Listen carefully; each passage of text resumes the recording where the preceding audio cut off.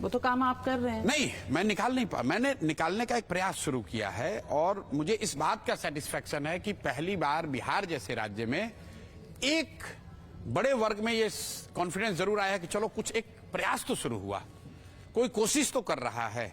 वरना तो लोग बिहार की ओर देखते ही नहीं। आप मेरी बात छोड़ दीजिए, भाजपाइयों से जाके पूछ लीजिए, आप मोदी जी से पूछिए, आप तो उनका इंटरव्यू लेते हैं कि भैया आप तो देश बदलने की बात कर रहे हैं, बिहार को सुधारने के लिए आपने कहीं कुछ क्यों नहीं किया? तो वो भी कहेंगे पूछा था, बिल्कुल पूछा होगा, उनसे भी पूछा होगा, सोनिया गांधी से भी पूछा है, जिनके साथ भी काम किया पूछा। क्या कहा उन्होंने? ज्यादातर नेता और दल ये कहते हैं यार बिहार में अब इससे ज्यादा कुछ नहीं हो सकता है, बड़ा जातियों में बटा हुआ है। इसलिए मैं अपने भाषणों में भी कहता हूं कि बिहार वो राज्य है जिसको ज्यादातर दल और नेताओं ने न सुधर पाने वाला मानकर छोड़ दिया है। तो अब इसको यहाँ के लोग ही सुधारेंगे, अगर यहाँ के लोग नहीं सुधारेंगे तो इसको कोई नहीं सुधार। आप यहाँ के हैं, बाकी बाहर के हैं। ऑब्वियसली मोदी और साथ यहाँ के हैं नहीं, तो नीतीश कुमार है। नहीं, सोनिया गांधी तो यहाँ के नहीं। नीतीश कुमार तो फिजिकली टायर्ड और मेंटली रिटायर्ड हो गए हैं, उनको ऐसे खड़ा करके रखा गया है। फिजिकली वो आदमी कुछ कर नहीं सकते हैं। आप कहीं ये लोग पत्रकार हैं, यात्रा कर रहे हैं। कौन सा यात्रा कर रहे हैं? वो यात्रा उतरा कुछ नहीं कर रहे हैं, वो तो सरकारी बस उससे हेलीकॉप्टर से बैठा के उनको झाड़ पोंछ के खड़ा कर दिया जाता है। जाते हैं, दो चार शब्द बोलते हैं, उनको झाड़ पोंछ कर खड़ा कर दिया जाता है। बिल्कुल आपको बोल रहे हैं, कैमरे पे बोल रहे हैं। मैंने आपको कैमरे पे कहा, नीतीश कुमार, मेरा आपसे आग्रह है, आप नीतीश कुमार का इंटरव्यू कीजिए। इंटरव्यू करके खाली एक बात पूछ दीजिए कि अपने मंत्रिपरिषद के मंत्रियों का, साथी मंत्रियों का नाम बता दीजिए। अगर नीतीश कुमार अपने मंत्रियों का नाम और विभाग बता दें, मैं आपको कैमरे पर कह रहा हूं, ये पूरा अभियान वापस लेकर नीतीश कुमार का समर्थन कर दूंगा।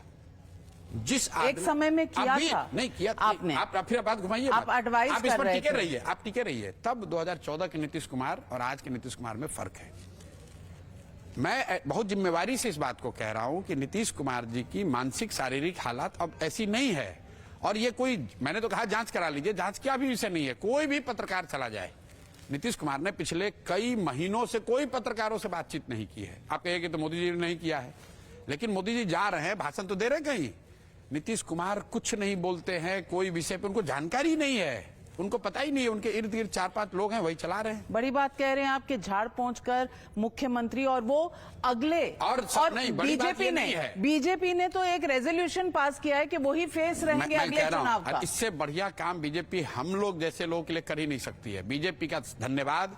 मैं तो आपके कैमरे पर ये कह रहा हूं कि अमित शाह जी आए और ये घोषणा करें कि एनडीए की ओर से अगली बार नीतीश कुमार ही मुख्यमंत्री होंगे।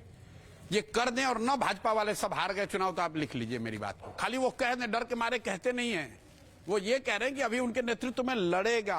अभी तक भाजपा ने ये नहीं कहा है कि अगला मुख्यमंत्री नीतीश कुमार ही होगा। वो लोग भी तो देख रहे हैं। तो फिर जनसुराज आ रहा है?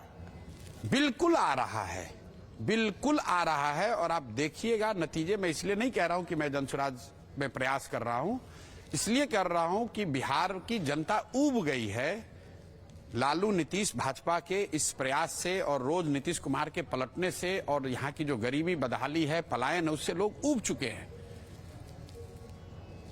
और मतलब दिल्ली में लोगों को आप कह रहे हैं एंटी इनकम्बेंसी, और आप उसी पत्रकारिता के मानक से कह रहे हैं कि बिहार में कोई एंटी इनकम्बेंसी नहीं है। 35 साल से लोग यहाँ भुगत रहे हैं, पढ़ाई नहीं है, रोजगार नहीं है, और लोग फिर उसी को वोट दे देंगे। लेकिन